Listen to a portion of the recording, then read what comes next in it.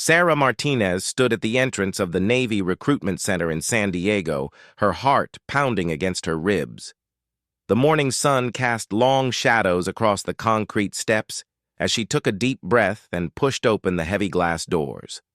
At 28, she had made a decision that would change everything about her carefully constructed life. The recruitment center buzzed with activity. Young men and women filled out paperwork at metal desks, while recruiters in crisp uniforms moved between them, answering questions and offering guidance. Sarah approached the main desk where a petty officer with kind eyes looked up from his computer screen. "Can I help you, miss?" "I'd like to enlist," Sarah said, her voice steady despite the tremor in her hands. "I want to try for the SEALs." The petty officer's eyebrows rose slightly. It wasn't uncommon for women to express interest in elite military units, but the SEALs remained one of the most challenging paths in the entire military. He studied Sarah's face, noting the determination in her dark eyes, and the way she held herself with quiet confidence.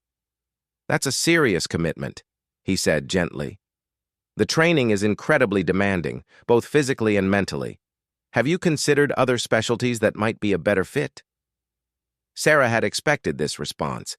She had spent months preparing for this moment, researching everything she could about Navy SEAL training, requirements, and the recent policy changes that had opened combat roles to women. She knew the statistics, the failure rates, and the brutal reality of what lay ahead. "I've considered everything," she replied firmly.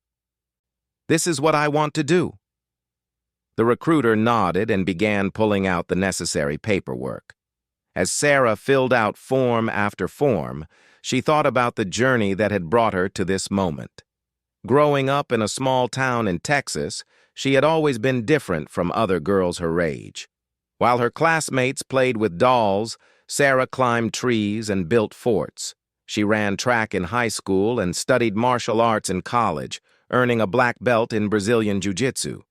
Her father, a former Marine, had encouraged her physical pursuits, but always assumed she would settle into a more traditional role after college. Her mother worried constantly about Sarah's choices, wishing her daughter would find a nice man and start a family. But Sarah had different dreams. Dreams that involved serving her country in the most elite capacity possible. The process of enlisting took several hours. Medical examinations, aptitude tests, and multiple interviews with different officials. Each step brought new questions about her motivations and her understanding of what she was attempting. Sarah answered each query with the same steady determination she had shown at the front desk. Late in the afternoon, she found herself sitting across from Lieutenant Commander James Wesley, a SEAL recruiter who would make the final determination about her eligibility for the program. Wesley was a compact man in his 40s, with gray threading through his dark hair and eyes that seemed to see right through her. "Miss Martinez," he began, leaning back in his chair, "I've reviewed your file. Your physical fitness scores are excellent, your aptitude tests are off the charts, and your background check came back clean. But I have to ask you something, and I want you to think carefully before you answer." Sarah straightened in her chair, meeting his gaze directly. "Do you understand that what you're attempting has never been successfully completed by a woman? The dropout rate for male candidates is over 70%, and they've been preparing for this their entire lives. The training will push you beyond any limit you think you have and then push you further. Men twice your size have quit in tears. Are you absolutely certain this is what you want?" The question hung in the air between them. Sarah had asked herself the same thing countless times over the past year. She thought about her comfortable job as a software engineer, the apartment she would have to give up, the relationships she would put on hold. She thought about the physical pain that awaited her, the psychological pressure, and the very real possibility of failure.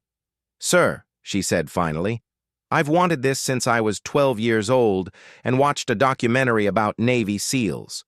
I've spent the last 15 years preparing my body and my mind for this opportunity. I know the odds, and I know the risks. But I also know that someone has to be first. If not me, then who? Lieutenant Commander Wesley studied her for a long moment, then made a note in her file. Very well. Your ship date for basic training is in 6 weeks. After that, if you make it through, you'll report to Naval Special Warfare Center for BUDS training. I'll be honest with you, Miss Martinez. I don't expect to see you complete the program, but I respect your determination to try. The 6 weeks that followed were a whirlwind of preparation. Sarah sold most of her belongings, said goodbye to friends and family, and spent every spare moment training. She ran on the beach before dawn, lifted weights until her muscles screamed, and practiced swimming in the ocean until the cold Pacific water felt like home. Her parents drove down from Texas to see her off. Her father shook her hand with pride in his eyes, while her mother cried and begged her to reconsider. Her younger brother Mark, fresh out of college, looked at her with a mixture of admiration and concern. "You sure about this, sis?" he asked as they stood outside the hotel near the base. "I've never been more sure of anything in my life," Sarah replied, and she meant it. Basic training at Naval Station Great Lakes was everything Sarah had expected and more. The physical demands were intense, but she had prepared well. The mental pressure was constant, but she had developed techniques for staying focused and calm under stress. She excelled in academics, performed well in physical training, and earned the respect of her drill instructors. It was during the final weeks of basic training that Sarah first encountered the skepticism that would follow her throughout her military career. A group of male recruits cornered her after evening chow, questioning whether she truly belonged in their ranks. "You think you're tough enough to be a SEAL?" one of them sneered. "My little sister could probably outfight you." Sarah looked at the young man calmly. He was tall and muscular, probably played football in high school. She could see the others watching, waiting for her response. "Maybe she could," Sarah replied evenly. "But your little sister isn't here, and I am. If you have a problem with that, we can discuss it with the drill instructor." The confrontation diffused quickly, but it was the first of many similar encounters Sarah would face. Some questioned her strength, others her commitment, and a few suggested she was only seeking attention. Sarah learned to let the words roll off her back, focusing instead on her performance and her goals. She graduated from basic training in the top 10% of her class and received orders to report to Naval Special Warfare Center in Coronado, California. The night before she left Great Lakes, she called her family to share the news. "I made it through the first step," she told her father. "BUD-S starts next month." "I'm proud of you, mija," her father said, using the Spanish endearment from her childhood. "But promise me you'll be smart about this. Don't let pride override good judgment." "I won't, Dad. I promise." Sarah's arrival at Naval Special Warfare Center was both thrilling and intimidating.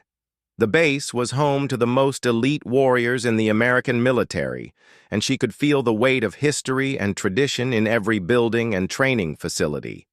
She checked into her assigned barracks and met her roommate, another female sailor who was there for a different program. "You're the one trying for the SEALs, aren't you?" the woman asked. "I heard about you." "People are talking." "What are they saying?" Sarah asked, though she suspected she already knew. "Some think you're crazy. Others think you're brave. Most think you won't last a week."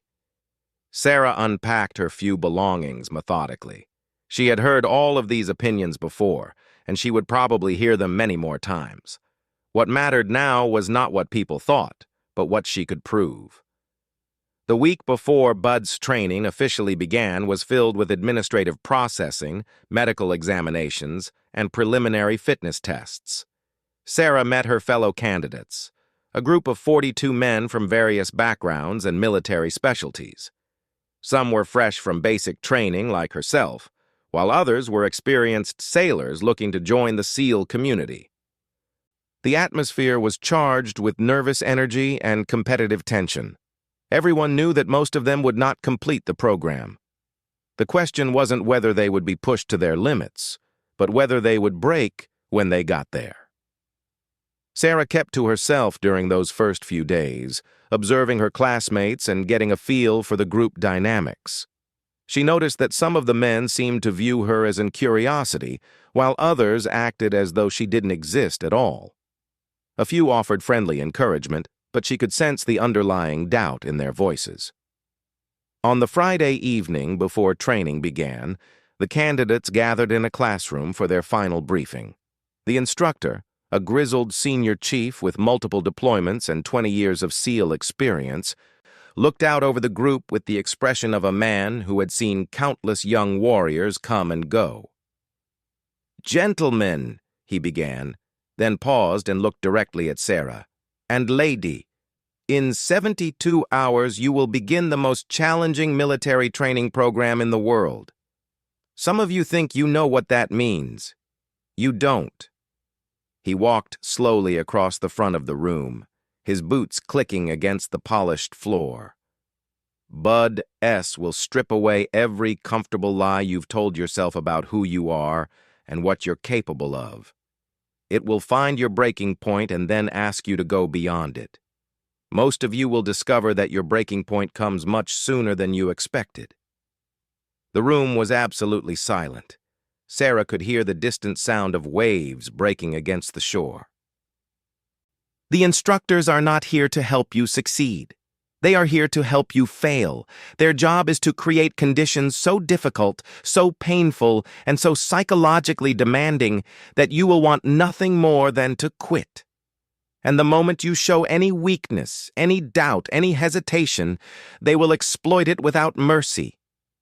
Sarah felt a chill run down her spine, but it wasn't fear.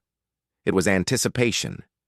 Everything she had worked for, everything she had dreamed about, was about to begin. "The only thing that will get you through this program is an absolute, unshakable commitment to never quit.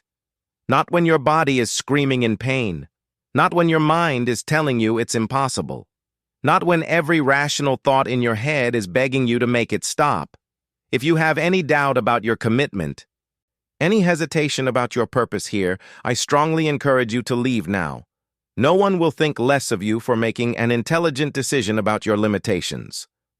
The instructor paused and scanned the room. Nobody moved. "Very well. Report to the grinder at 500 Monday morning. Bring nothing but your commitment and your refusal to quit. Everything else is just dead weight."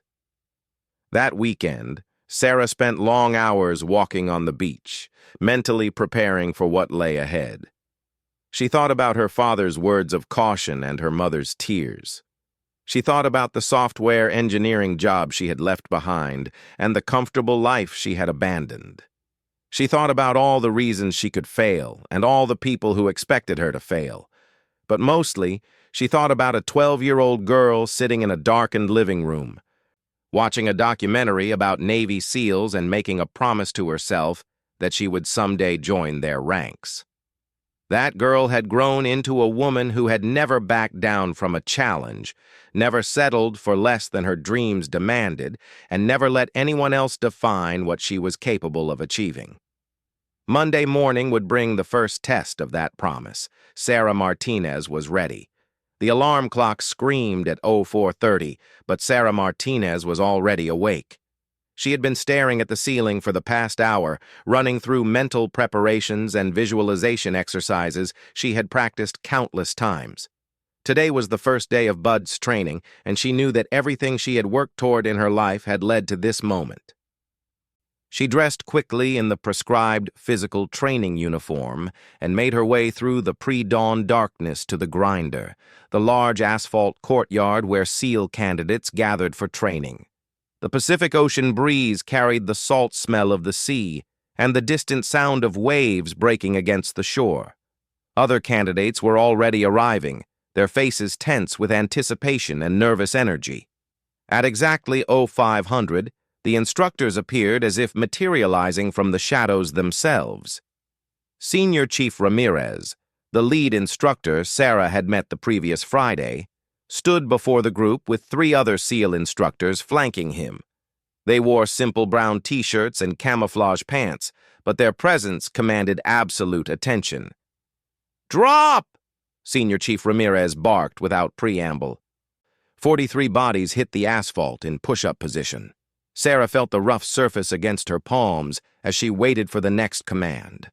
"You will now perform push-ups until I get tired of watching you do push-ups. Begin."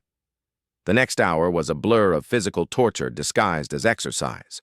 Push-ups flowed into sit-ups, which became flutter kicks, followed by bear crawls across the grinder. The instructors walked among the sweating candidates, their voices a constant stream of criticism and demands for more effort. "Martinez!" Senior Chief Ramirez's voice cut through the morning air like a blade. "Are you here for a spa treatment? Because if you are, you've made a serious navigation error." Sarah was in the middle of her 100th sit-up, her abdominal muscles burning like fire. Sweat stung her eyes and her breathing was labored. But she maintained perfect form as she continued the exercise. "No, Senior Chief," she gasped between repetitions. "Then why do you look so comfortable? I think you need some personal attention." For the next 10 minutes, while the rest of the class continued their exercises, Sarah found herself doing bear crawls in circles around the grinder while Senior Chief Ramirez jogged alongside her, shouting instructions and questions. "Tell me, Martinez, what makes you think you belong here?" Sarah crawled faster, her hands and knees scraping against the asphalt. "I earned my place here, Senior Chief." "Earned it? You haven't earned anything yet. You're a tourist visiting our world. When things get difficult, you'll quit just like all the other quitters before you." The words were designed to break her mentally, and Sarah knew it.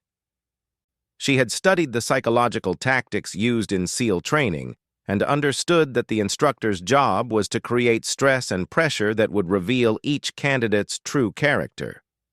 She focused on her breathing and maintained her pace. "I will never quit, Senior Chief." "Never? That's a big word for such a small person. We'll see about that." After the initial physical training, the class moved to the ocean for their first surf passage. The Pacific Ocean in November was brutally cold, and the waves were running 6 to 8 feet. The candidates lined up on the beach in their green military-issue swim trunks and T-shirts, shivering in the pre-dawn air. Instructor Petty Officer First Class Johnson, a lean man with predatory eyes, explained the exercise in a voice that carried easily over the sound of the surf. "You will swim out beyond the wave break approximately 200 meters from shore. You will then swim parallel to the beach for 500 meters before swimming back to shore. Anyone who falls behind will repeat the exercise. Anyone who gives up will ring the bell." He pointed to a brass bell mounted on a post near the beach entrance. Next to it sat 3 helmets, symbolic of the candidates who had already quit during the first day of training. "The water temperature is 56 degrees. The current is running north to south at approximately 2 knots. These are not excuses for failure. They are simply conditions you must overcome. Enter the water." Sarah ran into the surf with the rest of the class, the shock of the cold water hitting her like a physical blow. The waves crashed over her head as she fought her way through the break zone, her muscles immediately beginning to cramp from the cold.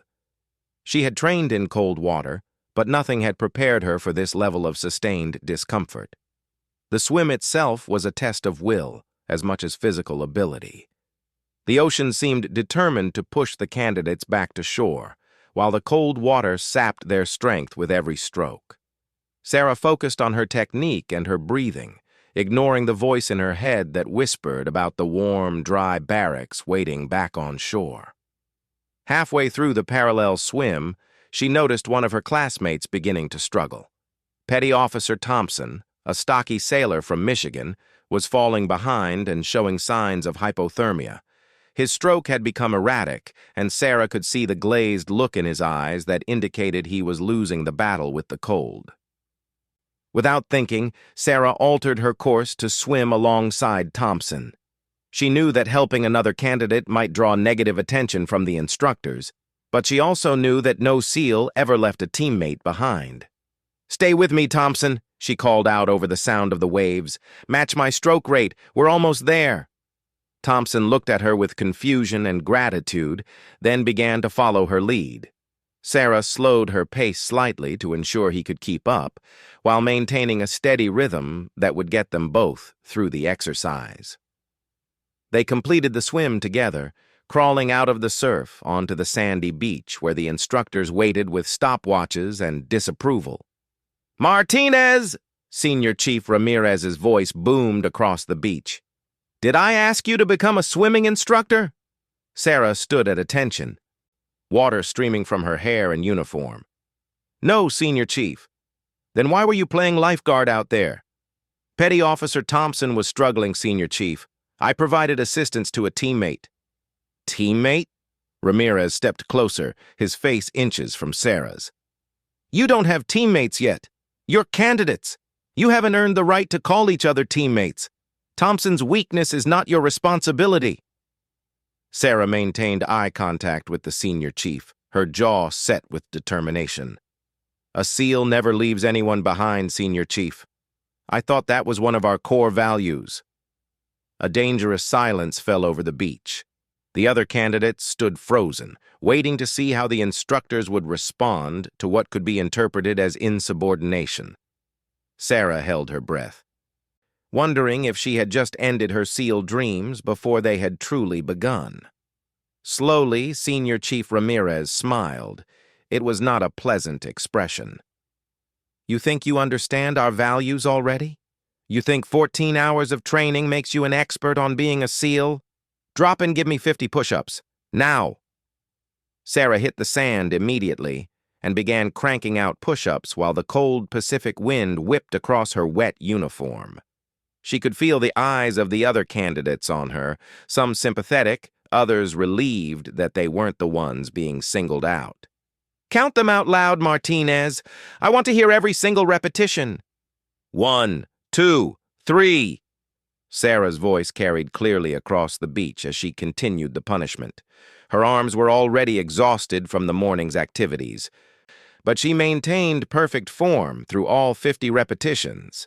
The days that followed established a brutal routine of physical and mental challenges: 4-mile runs in soft sand while carrying inflatable boats over their heads, long swims in rough water, hours of calisthenics designed to push every muscle group to failure, log PT where teams of candidates carried telephone poles through various exercises, learning to work together under extreme stress.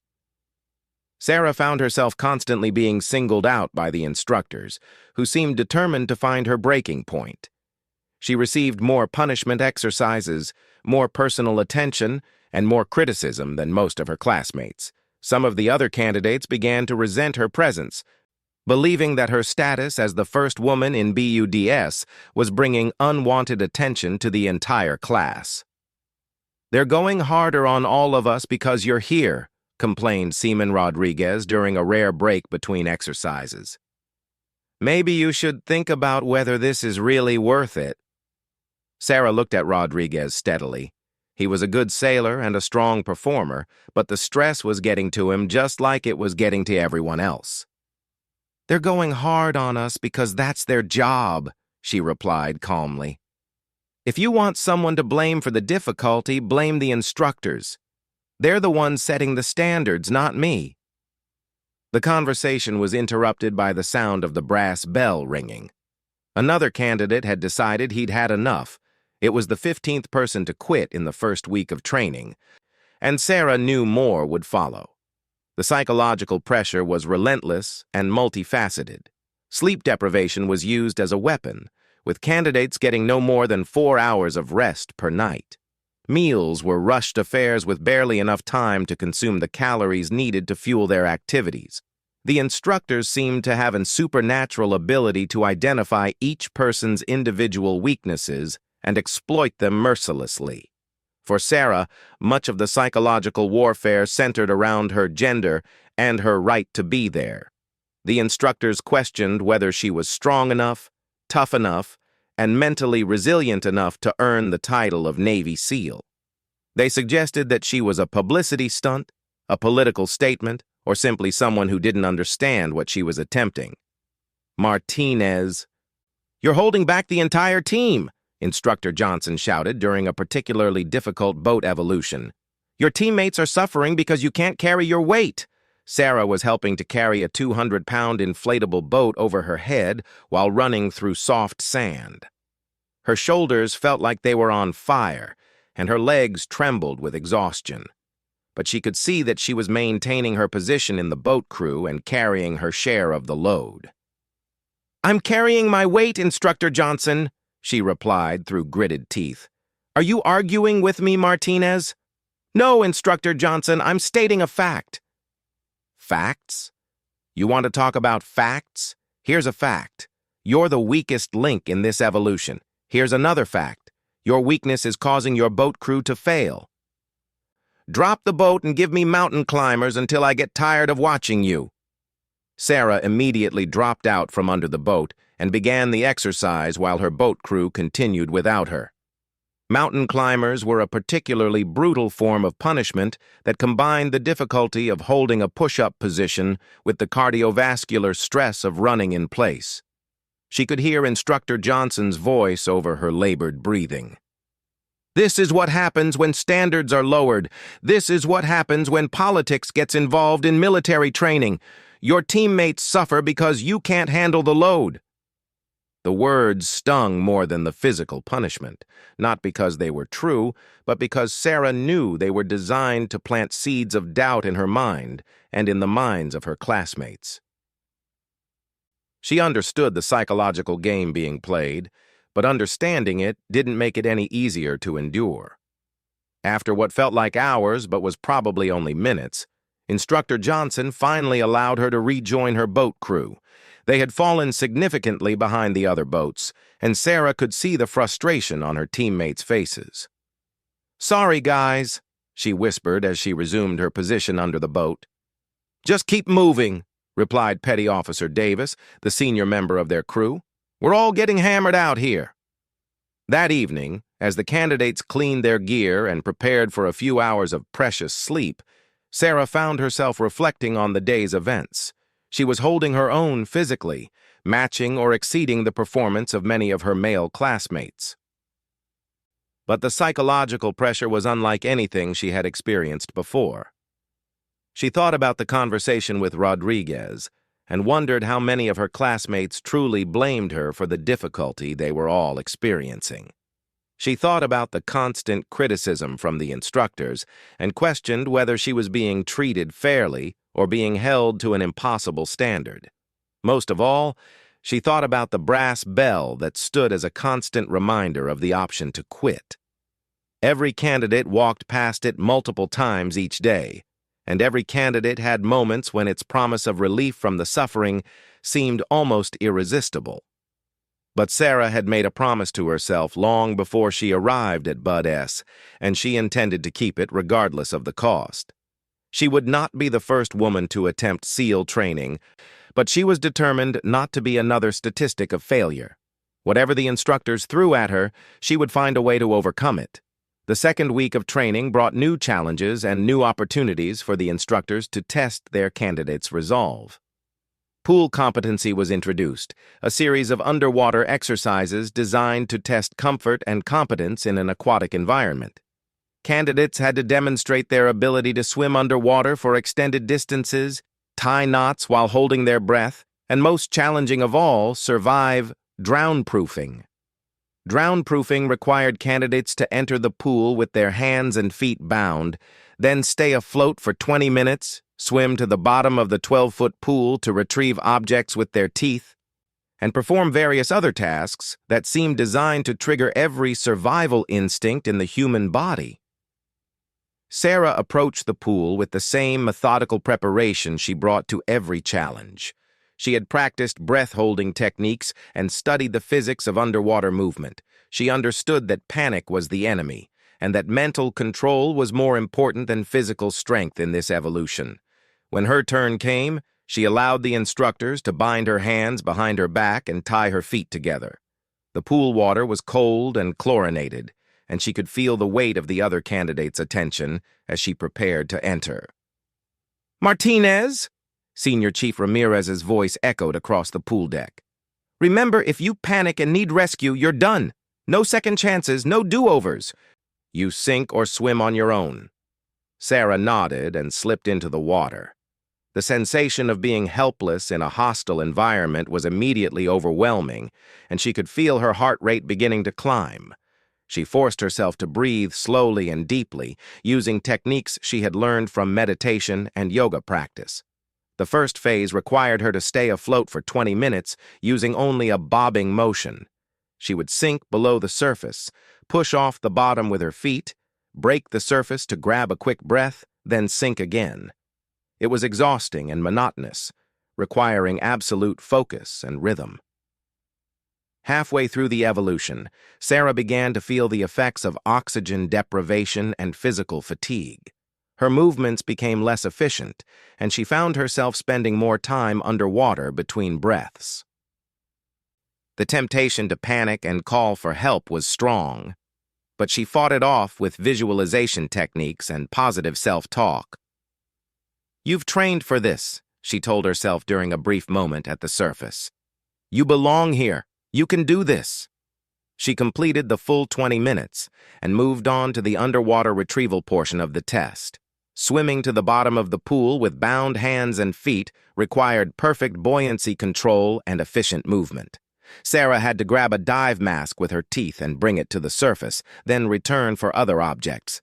Each dive down felt like a journey into an alien environment. The pressure in her ears increased with depth, and her lungs burned from the extended breath holds. But she maintained her composure and completed each required task with methodical precision.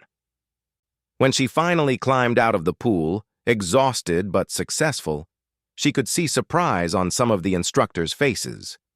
They had clearly expected the psychological pressure of drown-proofing to break her, just as it had broken several male candidates in previous weeks.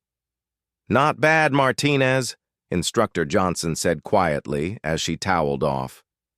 It was the closest thing to a compliment she had received from any of the instructional staff. That night, Sarah called her family from the payphone outside the barracks. Her father's voice was warm with pride when she described her successful completion of pool competency. "I always knew you were tough, Mija, but this sounds beyond tough.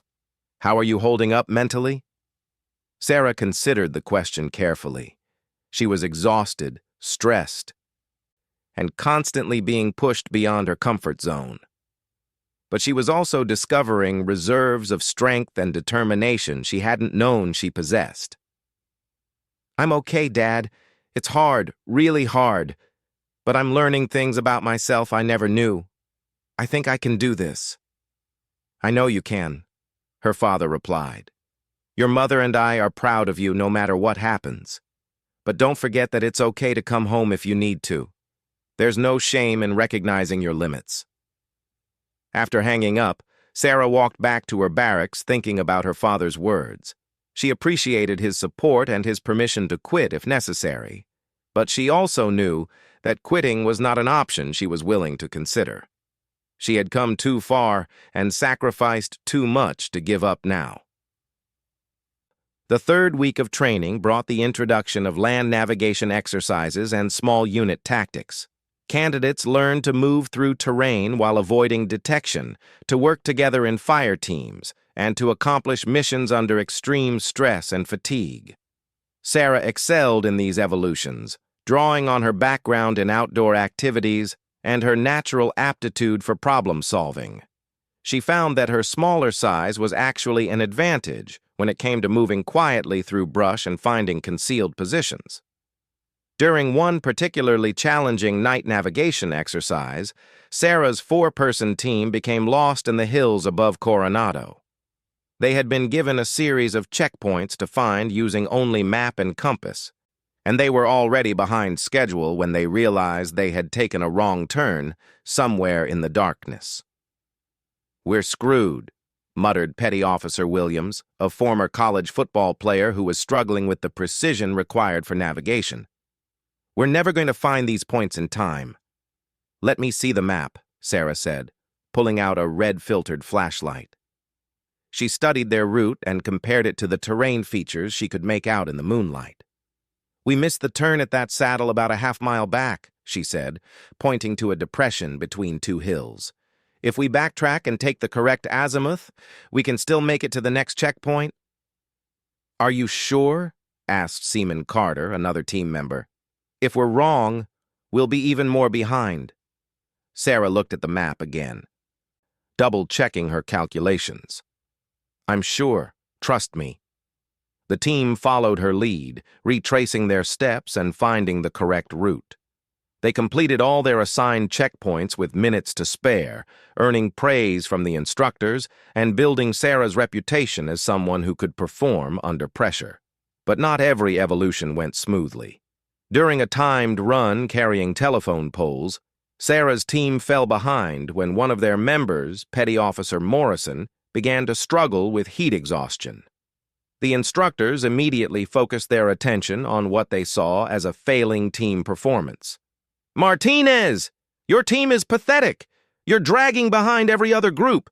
What's your excuse?" Sarah was at the front of the log, setting the pace for her team. She could feel Morrison struggling at the rear, but she also knew that abandoning him was not an option. "No excuse, Instructor Johnson. We're maintaining our interval and completing the evolution." "Maintaining your interval? You're in last place, dead last. Your leadership is failing your team." The criticism continued throughout the remainder of the exercise, with the instructors suggesting that Sarah's presence was causing her team to underperform. It was psychological warfare designed to break down team cohesion and individual confidence, but it was also personally painful for someone who took pride in her leadership abilities. After they completed the evolution, Morrison approached Sarah privately. "Thanks for not leaving me behind out there," he said quietly. "I know the instructors were giving you grief because of me." "We're a team," Sarah replied simply. Teams don't leave people behind. As the weeks progressed, the candidate class continued to shrink. Men who had seemed unstoppable in the early days of training reached their breaking points and rang the bell. Some quit after particularly difficult evolutions. Others made their decision during quiet moments of reflection.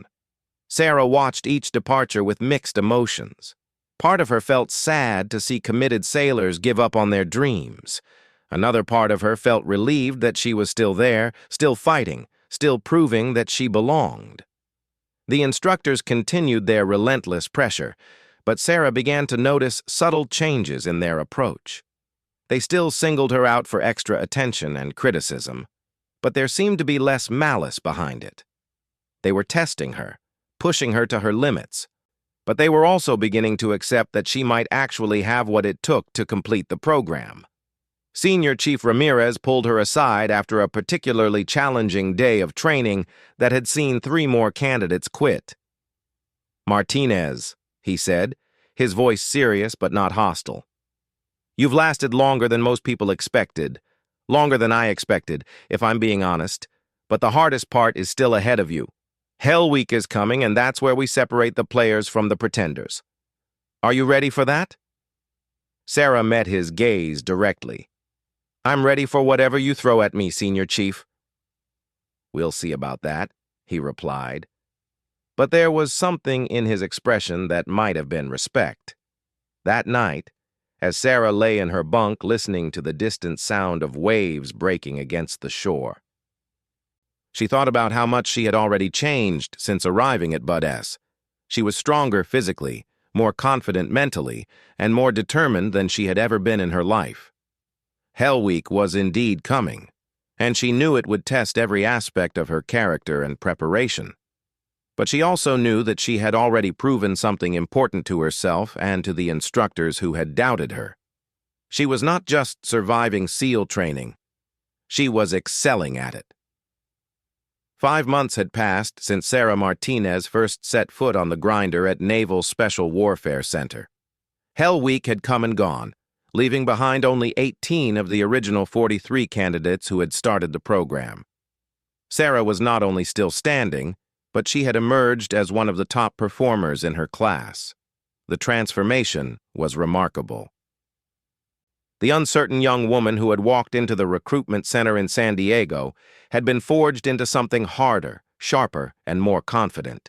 Her body had adapted to the extreme physical demands, developing a lean, powerful musculature that spoke of countless hours of training. More importantly, her mind had been tempered by adversity into an unbreakable weapon of determination and focus. Senior Chief Ramirez had stopped singling her out for special attention weeks ago. The instructors now treated her with the same mixture of respect and professional harassment they showed to all the remaining candidates. She had proven herself not through words or politics, but through performance under the most demanding conditions imaginable.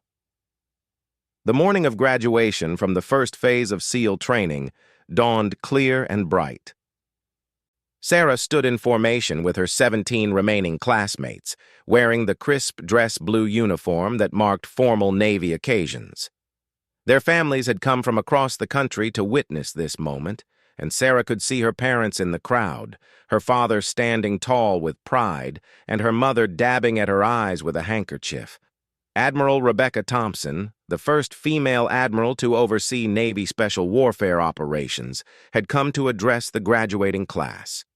She was a legendary figure in the Navy, a former surface warfare officer who had broken barriers throughout her career and eventually risen to one of the highest positions in Naval Special Operations Command. As Admiral Thompson approached the podium, Sarah felt a surge of emotion. Here was living proof that women could succeed in the most demanding areas of military service, a role model who had paved the way for others to follow. "Sailors," Admiral Thompson began, her voice carrying easily across the assembled crowd, "you have accomplished something that less than 1% of military personnel ever achieve. You have earned the right to call yourselves Navy SEALs, but more than that, you have proven that the warrior spirit recognizes no boundaries of background, geography, or circumstance." Her eyes swept across the formation of new SEALs, pausing briefly on Sarah before continuing. "The training you have completed is not an end, but a beginning. You will now go forward to serve in the most elite units of our military, carrying with you the responsibility to uphold the highest standards of professionalism, courage, and honor. The trident you will receive today is not just a symbol of your achievement, but a promise to your nation and your teammates that you will never fail them when they need you most." The ceremony proceeded with military precision. Each new SEAL was called forward individually to receive their trident pin and official certificate. When Sarah's name was called, she marched forward with perfect bearing, her heart pounding with pride and accomplishment. Admiral Thompson personally pinned the golden trident to Sarah's uniform, leaning in close as she did so. "Outstanding work, Petty Officer Martinez. You've opened a door that can never be closed again." "Thank you, ma'am," Sarah replied, maintaining her military bearing despite the emotion threatening to overwhelm her. The reception that followed was a mixture of celebration and bittersweet farewell. The 18 new SEALs would be going their separate ways, assigned to different teams and specialties within the SEAL community. Some would focus on direct action missions, others on reconnaissance and surveillance. A few would pursue advanced training in specialized skills like combat medicine or explosive ordnance disposal. Sarah had received orders to report to SEAL Team 7 based out of Coronado, one of the most prestigious assignments available to a new SEAL. Her first commanding officer would be Lieutenant Commander David Hayes, a decorated veteran with multiple combat deployments who was known for his tactical expertise and demanding leadership style. As she mingled with family and friends at the reception, Sarah reflected on the journey that had brought her to this moment.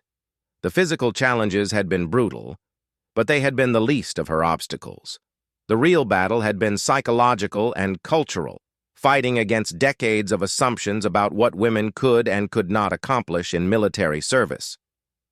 "Sarah!" Her mother's voice cut through the crowd, and she turned to see her parents approaching with huge smiles on their faces. "Mija, we are so proud of you," her father said, embracing her carefully to avoid disturbing her uniform. "You did something everyone said was impossible." "Not everyone," Sarah replied with a grin. "You always believed I could do it." Her mother, who had spent months worried sick about her daughter's safety and well-being, now looked at her with undisguised admiration. "I still worry about you," she admitted. "But I've never been more proud of anyone in my life. You proved that Martinez women are tougher than anyone imagined." The celebration was interrupted by the approach of Admiral Thompson, who had been working her way through the crowd, congratulating the new graduates and their families. "Mr. and Mrs. Martinez," the Admiral said warmly, "you should be very proud of your daughter. She's accomplished something truly historic today." "We are, ma'am," Sarah's father replied, clearly impressed by the Admiral's personal attention. "She's always been determined to succeed at whatever she set her mind to."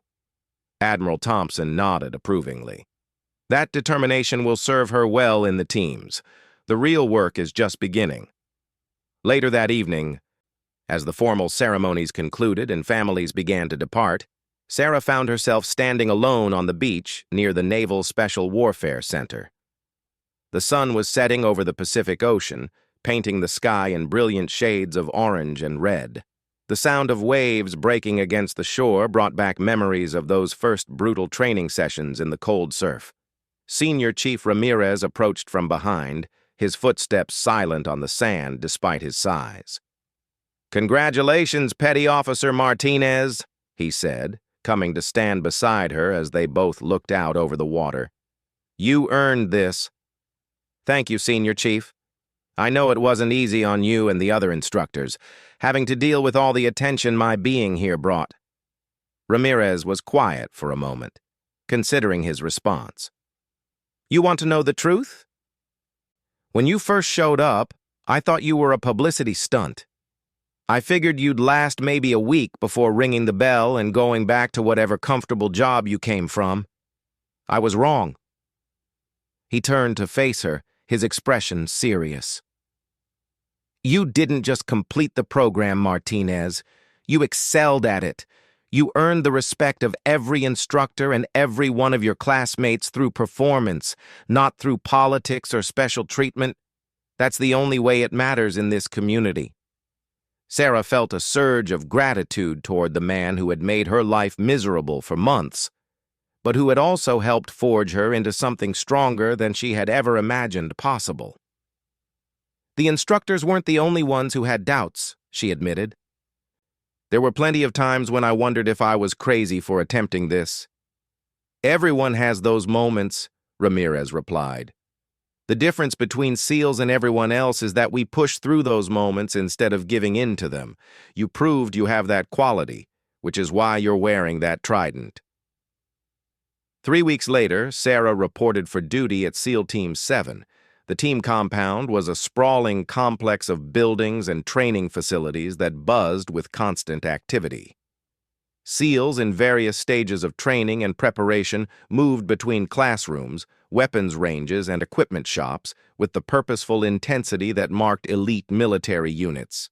Lieutenant Commander Hayes met her in his office, a Spartanly decorated space with maps, photographs, and military awards covering the walls. He was younger than Sarah had expected, probably in his early 30s, with the lean build and alert eyes of someone who had spent years in demanding physical and mental conditions. "Petty Officer Martinez," he said, gesturing for her to take a seat across from his desk. "I've read your training records, and I have to say I'm impressed. Your instructors had nothing but positive things to say about your performance and your attitude." "Thank you, sir. I'm excited to be here and ready to contribute to the team." Hayes leaned back in his chair, studying her carefully. "I'm going to be direct with you about something. Your presence here is going to attract attention, both positive and negative. There will be people who want to see you succeed because of what you represent, and there will be others who want to see you fail for the same reason. My job is to make sure that none of that matters." Sarah nodded, appreciating his straightforward approach. "In this team, you'll be judged on one thing only: Your ability to accomplish the mission and support your teammates. Your gender, your background, your personal story, none of that matters when bullets start flying. Can you handle that? Absolutely, sir. That's all I've ever wanted. Over the following months, Sarah immersed herself in the advanced training that would prepare her for deployment with SEAL Team 7. She learned advanced marksmanship techniques, close-quarters combat tactics, and sophisticated surveillance methods. She studied foreign languages and cultural awareness, preparing for operations in regions where understanding local customs could mean the difference between success and failure. Her teammates were initially cautious around her, not because of any hostility, but because they were unsure how to integrate someone who represented such a significant change in their community. But Sarah's competence and professionalism quickly won them over.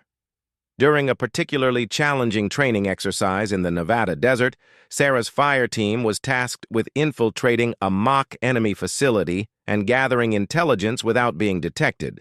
The scenario was designed to test their ability to work together under stress and adapt to changing conditions.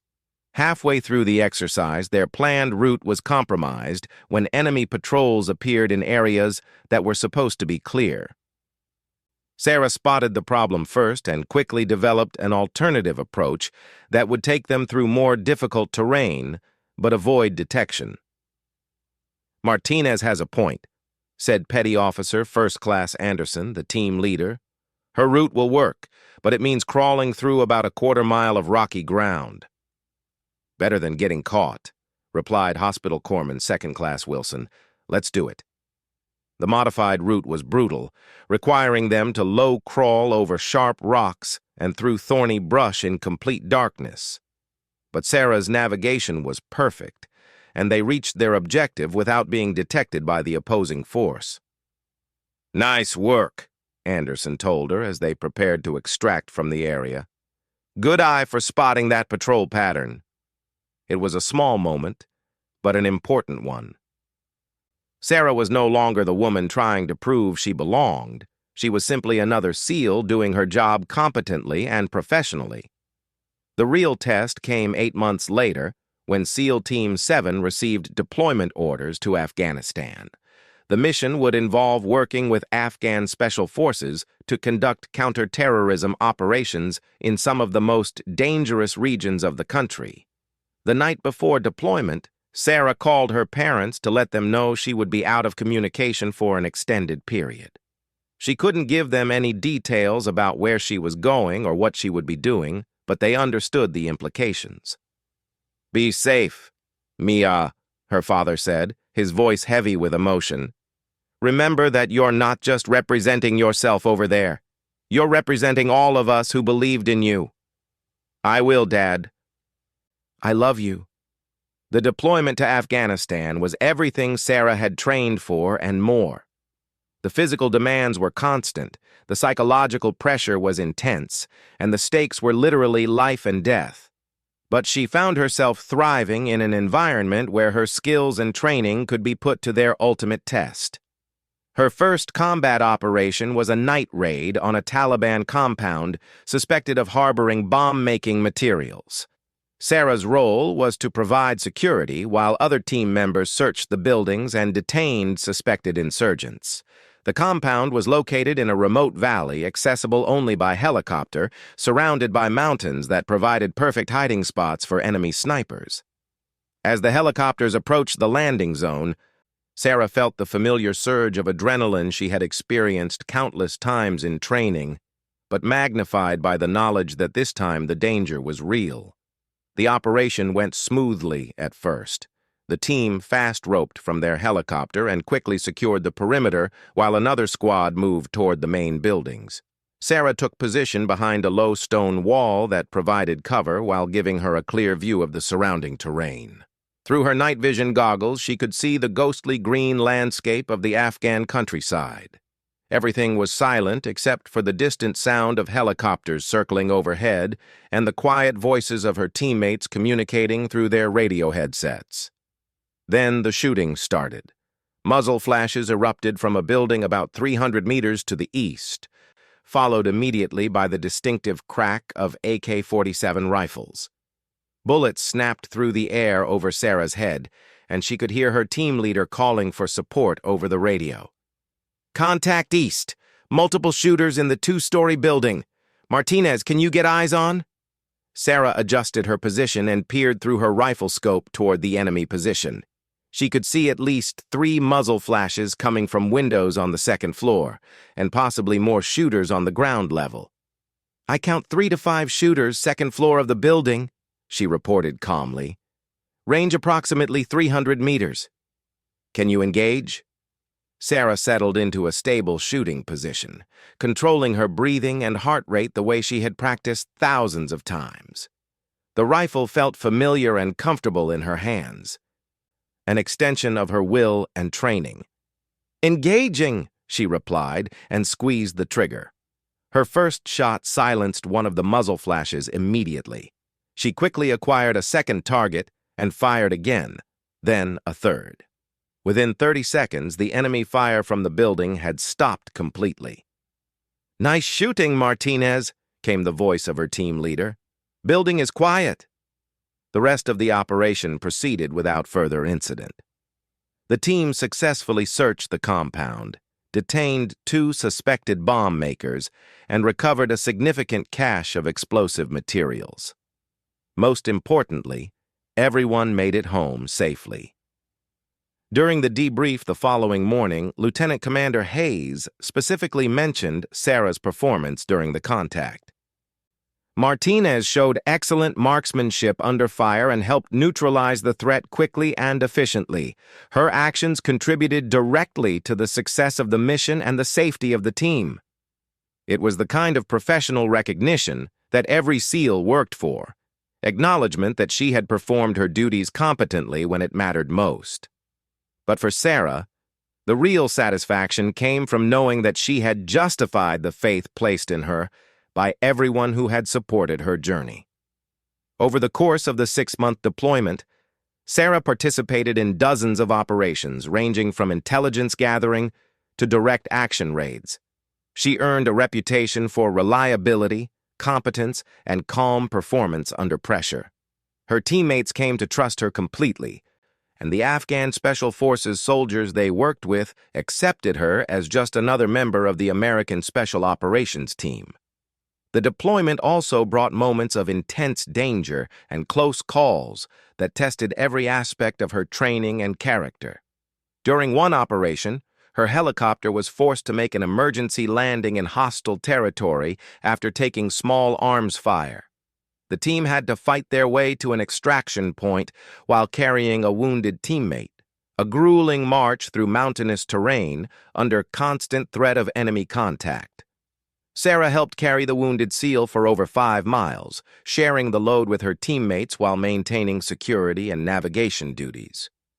When they finally reached the extraction point and safely evacuated their injured brother, she felt a profound sense of accomplishment that went far beyond personal achievement. "That's what it's all about," Hospital Corpsman Wilson told her as they watched their wounded teammate being loaded onto a medical helicopter.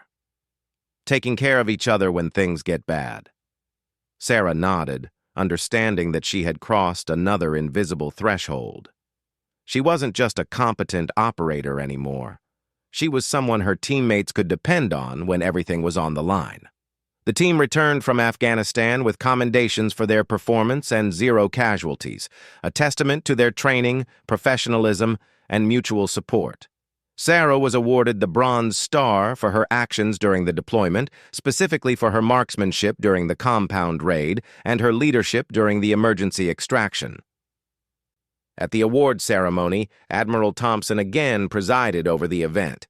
As she pinned the Bronze Star to Sarah's uniform, she leaned in close and spoke quietly. "You've proven everything that needed to be proven, Petty Officer Martinez. The question now is what you plan to do with the platform you've earned." Sarah considered the Admiral's words carefully. She had achieved her childhood dream of becoming a Navy SEAL, proven that women could succeed in the most demanding military roles, and earned the respect of her peers through performance in combat. But she also understood that her achievements carried responsibilities beyond personal satisfaction. "I plan to continue serving, ma'am, and to help open doors for the women who come after me." "That's exactly what I hoped you'd say," Admiral Thompson replied with a smile. Later that evening, Sarah found herself once again standing on the beach near the Naval Special Warfare Center, looking out over the Pacific Ocean as the sun set in brilliant colors. But this time, she wasn't alone. Several of her teammates from SEAL Team 7 had joined her for an informal celebration of their successful deployment. "You know," said Petty Officer Anderson, popping open a beer, "when you first showed up, I wasn't sure how this was going to work out. Nothing personal, just didn't know what to expect." "And now?" Sarah asked with a grin. "Now I know I'd rather have you watching my back than half the guys I've served with," Anderson replied seriously. "You've earned your place here the right way." The conversation was interrupted by the approach of a young woman in Navy utilities who looked barely old enough to be out of high school. She approached the group hesitantly, clearly nervous about interrupting their gathering. "Excuse me," she said quietly.